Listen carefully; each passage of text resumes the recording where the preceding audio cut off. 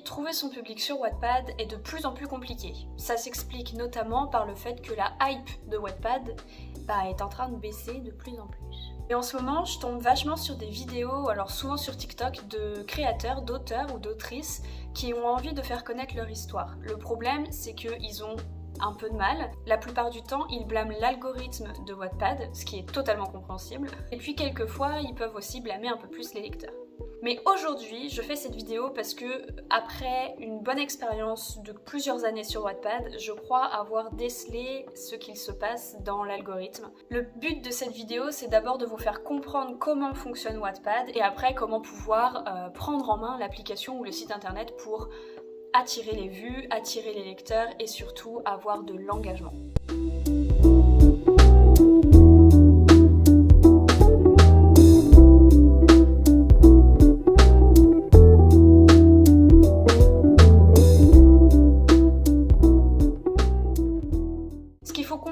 En premier temps, c'est que Wattpad met en avant des histoires surtout par rapport à leurs vues et leurs likes, mais pas que. Quand on va directement dans une catégorie pour chercher une histoire, on a une liste d'histoires qui correspond à cette catégorie-là et on peut trouver autant des histoires à 1 million de vues comme des histoires à 1K de vues.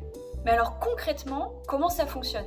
Parce que ça n'a pas de sens de trouver sur une liste de 10 histoires, des histoires à 200K et des histoires à 2 millions. En fait, Wattpad eux-mêmes ont expliqué que l'algorithme ne se base pas que sur ces deux statistiques-là. Dans une catégorie, on peut facilement voir une histoire avec quelques milliers de lectures au-dessus d'une histoire à plusieurs millions de lectures. Cela s'explique parce que potentiellement, l'engagement est beaucoup plus important dans cette histoire que dans l'autre à quelques millions de vues. Il y a plus de commentaires, il y a plus de likes, il y a plus d'engagement sur la durée de lecture, ou alors tout simplement les lecteurs finissent l'histoire. On va se baser un peu plus sur les vues maintenant, pour comprendre réellement comment se calcule une vue. C'est hyper simple.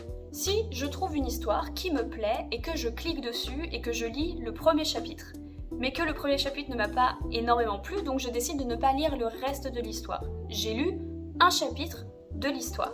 Je fais une vue. Si je clique sur une histoire, que les 4 premiers chapitres me plaisent, mais que je n'ai pas envie d'aller plus loin, j'ai lu 4 chapitres, donc j'ai fait 4 vues. Dans ce cas-là, une histoire peut facilement augmenter en termes de vues si un lecteur lit l'entièreté de l'histoire et qu'il y a énormément de chapitres. Sur une histoire à 63 chapitres, un lecteur peut faire 63 vues. Sachant que si un lecteur a terminé le livre et qu'il veut le relire, il refera une vue par chapitre. Les vues peuvent aussi très facilement augmenter si de prime abord, le premier chapitre ou le résumé donne assez envie pour cliquer. Parce que même si l'histoire ne plaît pas au lecteur, le lecteur aura cliqué. Donc il aura fait au moins une vue sur l'histoire. Et si on y réfléchit bien, si 1000 lecteurs font ça, il y aura minimum 1000 vues. Au-delà de parler des vues sur les histoires, il y a aussi l'engagement du lecteur. Quand on parle de l'engagement, on parle du coup des likes, on parle des commentaires, on parle aussi du fait que le lecteur ait potentiellement ajouté l'histoire dans une de ses listes de lecture, mais aussi et surtout sur le fait que potentiellement il ait lu l'entièreté de l'histoire.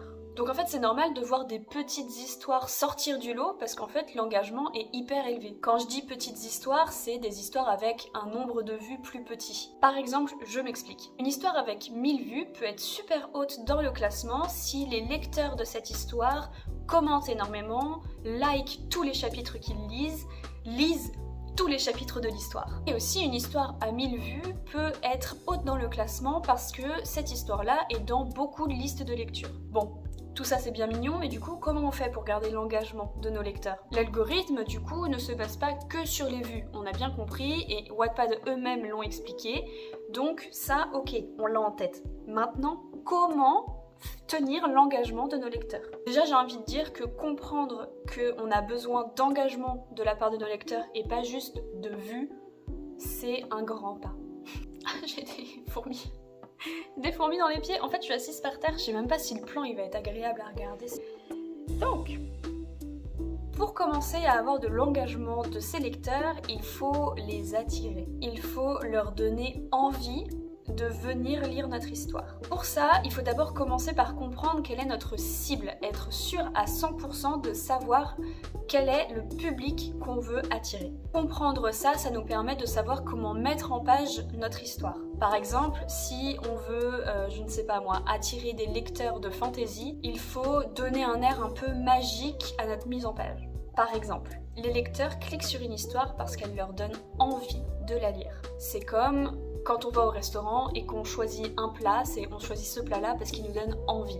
Ou alors, quand on va à la Fnac ou dans une librairie, on prend un livre parce qu'il nous donne envie. Et bien c'est pareil pour les lecteurs sur Wattpad. Le titre, la couverture et le résumé sont les 3 premières choses qu'ils voient. Donc il faut les soigner. Mais avant tout ça, il y a les mots-clés.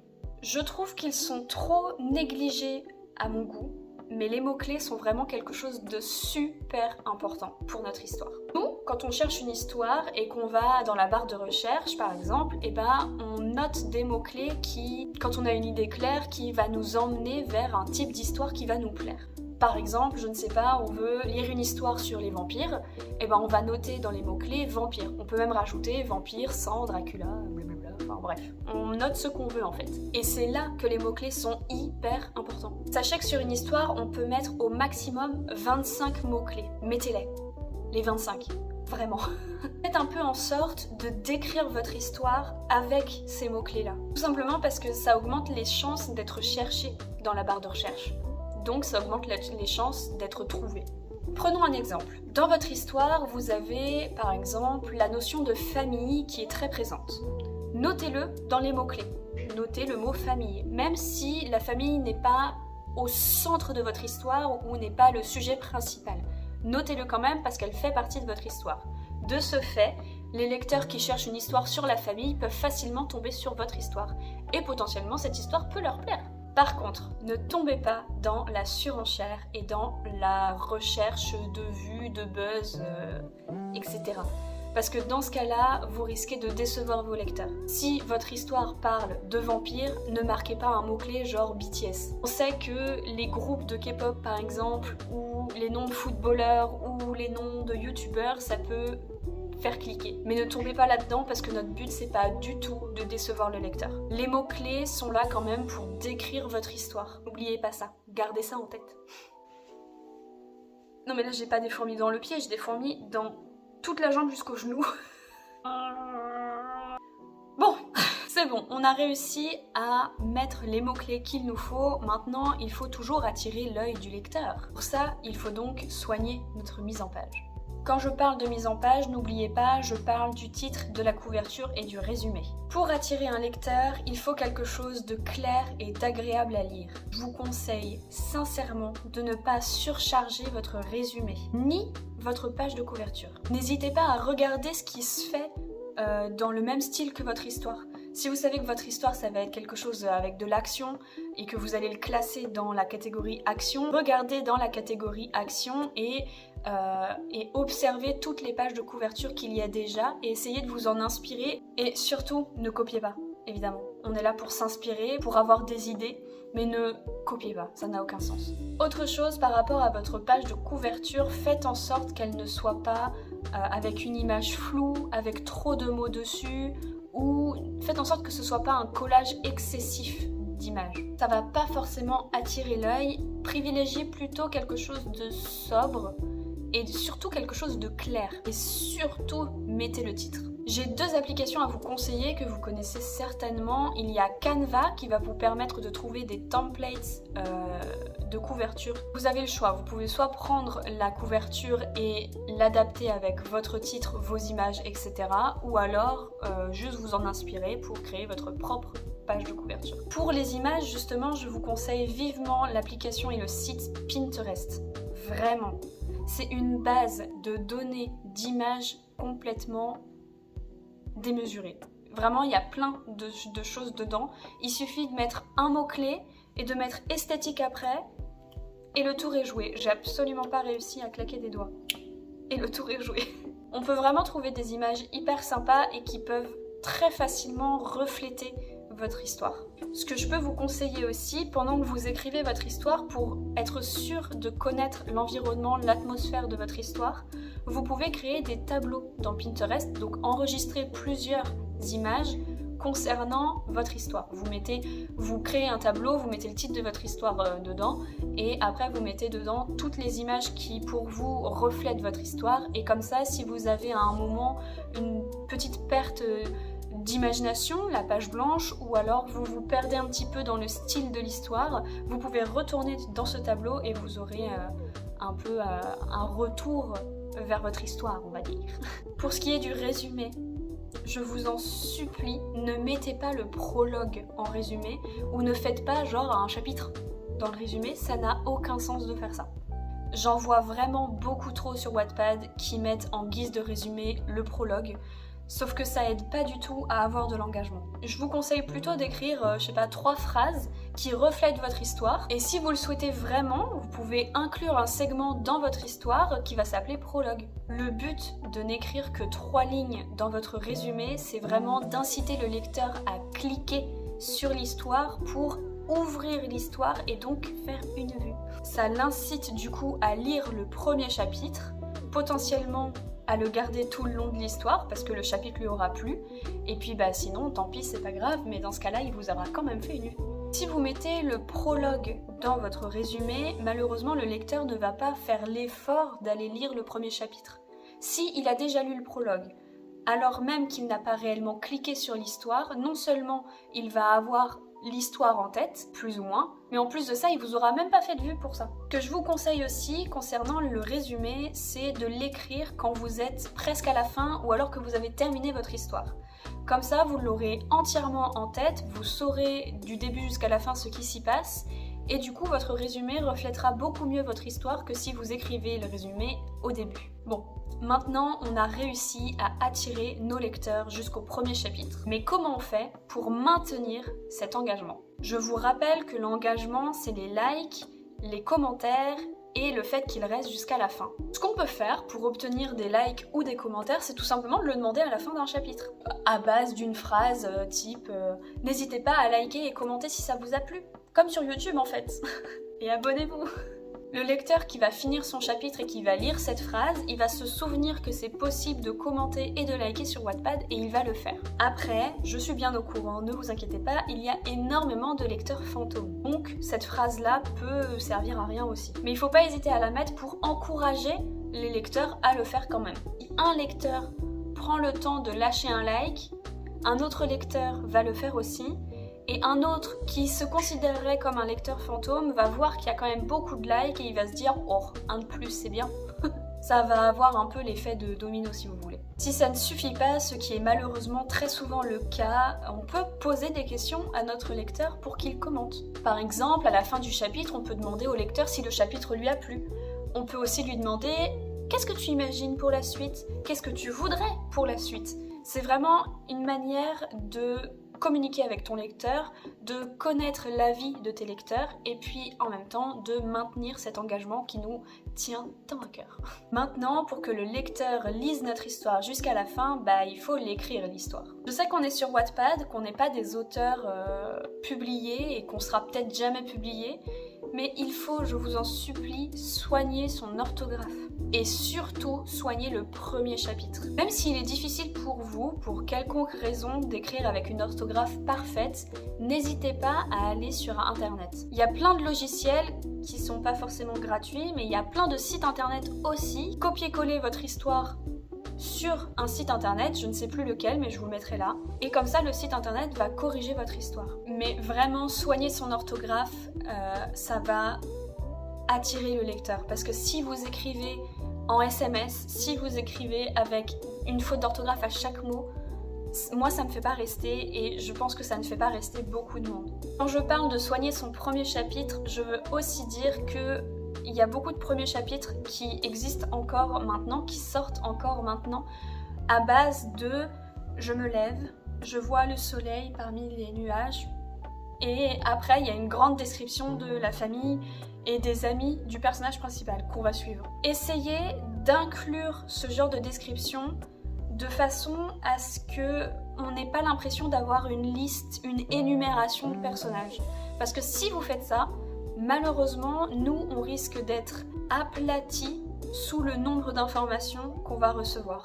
Petit conseil que moi je fais beaucoup avec mes histoires, je ne fais pas de premier chapitre exposition et description du personnage, mais par contre je fais un segment au tout début de mon histoire qui s'appelle personnage tout simplement, et dans ce segment-là je parle de mes personnages.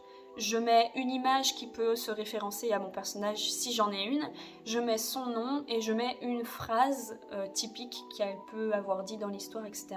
Après, vous pouvez mettre en place votre segment comme vous le voulez, mais je vous conseille vraiment de faire ça plutôt dans ce sens-là, plutôt que de faire une énumération de personnages dans son premier chapitre. Je tiens maintenant à rajouter quelque chose.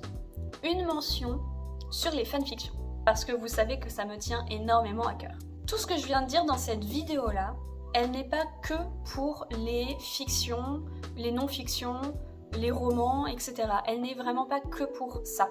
Elle compte aussi pour les fanfictions. Si vous écrivez une fanfiction, sachez que tous ces conseils comptent énormément aussi. Alors je vous en supplie, mais c'est pas parce que vous écrivez une fanfiction que vous devez rester dans le cliché et dans la mise en page wattpadienne. Ce que j'appelle une mise en page wattpadienne, c'est les vieilles mises en page qu'on avait quand c'était la hype dans les années genre 2014-2013. C'est genre quand on fait un énorme bloc de narration sans aucun paragraphe, ou alors quand on fait un bloc de dialogue et que avant chaque mot prononcé par un personnage, on a le nom du personnage. Enfin, en tout cas, moi, ça ne me correspond pas. Ça ne me correspond plus. Ce n'est pas non plus parce que vous écrivez une fanfiction que l'orthographe doit être laissée à côté. Faites vraiment attention à comment vous écrivez les choses et à comment vous mettez en page votre histoire, parce que si ce n'est pas assez soigné, les lecteurs vont avoir du mal à rester. Même les lecteurs de fanfiction veulent quelque chose de carré et de soigné. Parce que je vous le rappelle en fait que les lecteurs de fanfiction ne sont pas tous des petites filles de 15 ans, ou de 13 ans, ou de 10 ans, enfin bref, c'est pas que des petites filles, ni des petits garçons. Je crois que j'en ai fini pour cette vidéo, j'espère que vous avez un peu mieux compris comment fonctionnait l'algorithme, et j'espère que les petits conseils que je vous ai passés pour la publication et pour attirer vos lecteurs, ça vous a plu aussi. Je sais que j'ai dit quand même des assez gros basiques, mais je pense que c'est assez important de les répéter, surtout quand on voit qu'il y a beaucoup d'histoires qui ne suivent pas ça et beaucoup d'auteurs qui ne comprennent pas du coup pourquoi ils n'ont pas de lecteurs, alors qu'en soi il faut juste soigner un maximum sa première apparition en fait. Et attention, je sais aussi que c'est pas en faisant tout ça qu'on va avoir des millions de vues. Faut pas oublier que Wattpad a beaucoup perdu de sa hype, donc qu'il y a beaucoup de personnes qui ont désinstallé l'application ou beaucoup de personnes qui ne la connaissent pas tout simplement parce qu'on en parle beaucoup moins en ce moment. Donc c'est pas tous ces conseils-là qui vont faire des miracles et qui vont faire connaître votre histoire. Le conseil ultime que je peux évidemment vous donner, c'est de faire de la publicité tout simplement. Sur Wattpad, il y a des personnes qui créer des histoires, qui créent des livres dans lesquels on peut faire nos propres publicités.